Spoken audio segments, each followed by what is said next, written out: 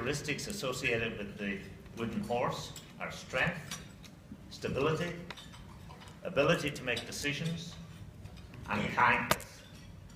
Characteristics that I found in abundance in my board of directors. And I had the good fortune to lead this board, and a board that's engaged with President RI's charge to engage Rotary to change lives. Thank you for your commitment and support.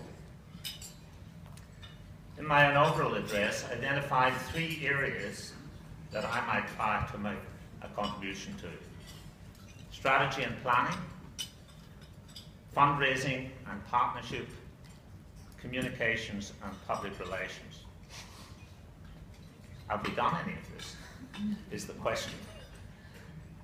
In strategic planning, we actually set up a process. We surveyed all members of the club. What was fantastic feedback was that the members actually feel comfortable in this club, they enjoy their time here, and there wasn't much that was needed to change. But out of it came 1 or 2 question marks that suggested perhaps we needed to look wider than our club at how we might go into the future. So we identified some inhibitors for busy professionals and businessmen and women that actually inhibit them from joining our club. And we've got a working party established under the chair of Jenny Brown, who I think is in the room. Jenny? Identify Jenny. There we are, over there. Jenny is setting up a working group and will canvass how we can be more engaging with busy professional people and business people in their lives today, and how we can actually grow our club and continue to be renewed. So thank you, Jenny. We look forward to the outcomes of that, and President Peter in his year will actually implement it. We looked at fundraising and partnership. One of the problems with Rotary clubs, I think generally, but perhaps also for ourselves, is we become silos. We think that what we will do is sufficient for ourselves, but the reality is we actually serve communities that many others have the same values and are doing the same service. So we can amplify what we do if we join with others and make our contribution worth more than it would be as individuals. This year we have reached out, as always, to other Rotary clubs, and we have worked on projects with Adelaide Light and Adelaide South to service and support migrant youth in the city. We have supported some scholarships in Colombia with Adelaide Light. We work with the Salvation Army in helping them collect, and with a range of organizations. But we can't do a lot of this unless we raise funds. Our club, we've raised, probably with other partners, about 300,000, but we get control over about 150 plus. So the people who raise these funds, we acknowledge throughout the year. People say to me, do we do anything else except fundraise? We do lots of things. But the people who actually raise the funds, and I'm going to mention them, they are David Mottram, who runs the Magic Show, Steve Larkins, who runs Trailblazer, Robin Turner, who brought a new and exciting project to us in celebration of the Motor Carrick-Hill. And of course we have had Rob Mottram, who brought an international event to us this year that raised significant windfall funds. So I thank all of these people, but we have many others who actually support them. and in this way we achieved our targets for fundraising. So maybe those 4 people, if they're here, would like to stand up. Rob, you're here.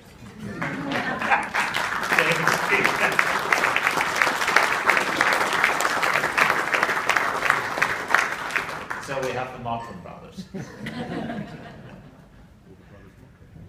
As an example of what we've done, this year we have, or will contribute before the 30th of June, 16,500 to RI Foundation so that they can continue their work in the fight to make us a polio-free world.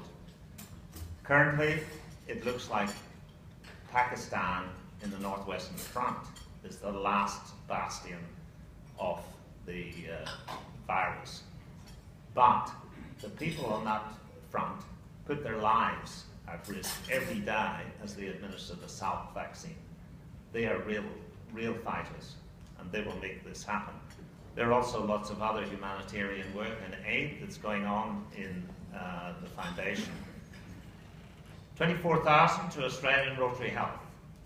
We have embraced Australian Rotary Health as one of our partners, and we fund, as part of our 90th anniversary celebration, 2 PhD scholarships. One focused on youth homelessness, and one focused on Alzheimer's disease. So I see representatives here today, and I'm sure together we can make this happen. We also will contribute $20,000+ to our own charitable trust. And we have one of the original trustees here, Bob Haskell. Bob, would you like to stand? Bob is a president from what year, Bob? When were you president? And 77, 8, I think. a long time ago. You must be our longest retired president. Bob was one of the original trustees. The charitable trust currently has about $500,000, and I understand, Bob, you're exhorting people to make contributions before the 30th of June. We have a vision to build this to $3 million so that this club, given on a 5% harvesting basis, can, if you like, have $150,000 a year from this foundation to support the vulnerable in our society. In addition to these 3 main funding activities, we support about 20 other charities who have an immediate need, like the Philippines disasters, like bushfires in the Eden Valley and Bangor Forest, like Trojan's Trek, which actually supports troubled returned servicemen and women. An interesting one I will pick out is Pax Theatre. Pax Theatre has some art support for the development of their creativity through some funds. Over the last couple of years, they've been able to employ a creative director. That seed funding has allowed them to compete on the national scale, and they've just won a $1 million grant to continue their work. So you can see the multiplier effect with small amounts of money targeted to good and worthy causes. Hut Street is another area where we have helped over the hot weather, and we've refurbished their rooms, common rooms for their clients, and got them some air conditioning. And so it goes on. As I said, there are 20 of them on this list. The third area we wanted to tackle was communication within the club and public relations. We have a fantastic group of people who have created a Facebook, a YouTube channel, a website that the board and some of the standing committees now use as the standard means of communication, but there's more work to be done. And incoming President Peter is passionate about branding and public relations, and this is where he will use his vocation to actually put us on the stage. So Peter, we're looking forward to that.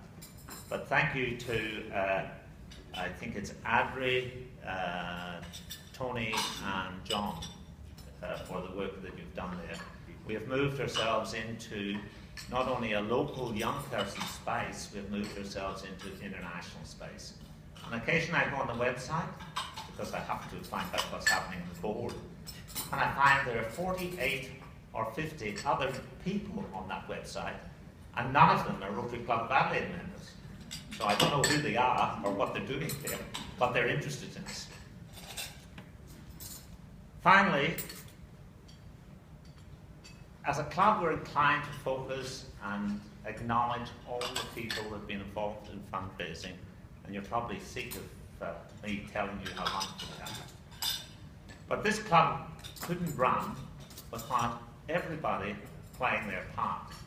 We have lots of people who do work in this club that sets a platform from which we can operate. We have the people who welcome us every week, organise our lunches. We have people who go to the pageant and direct traffic. We have people who go to Hut Street breakfast and help out, or the helping hand. An enormous breadth of volunteerism that happens in this club. This is what makes this club great. These people, these volunteers, this service to community.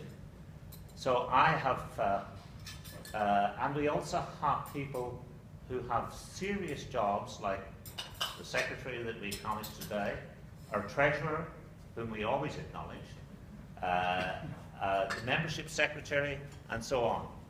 This club wouldn't work if those people didn't put in.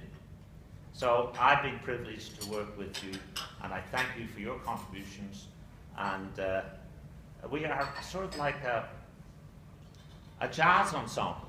Everybody knows when it's time for them to play their piece, rather than a symphony orchestra where the president actually directs.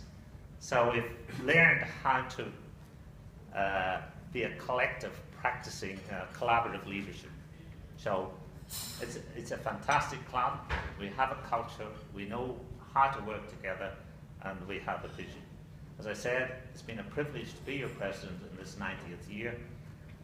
When we celebrated with other Rotarians in South Australia, I thank you for your generous support. And Peter, I offer you my best wishes for the upcoming year. And Kim, you will keep them on the straight and narrow. So, Peter, if you would like to come forward now, we'll continue with the rest of the... That's on my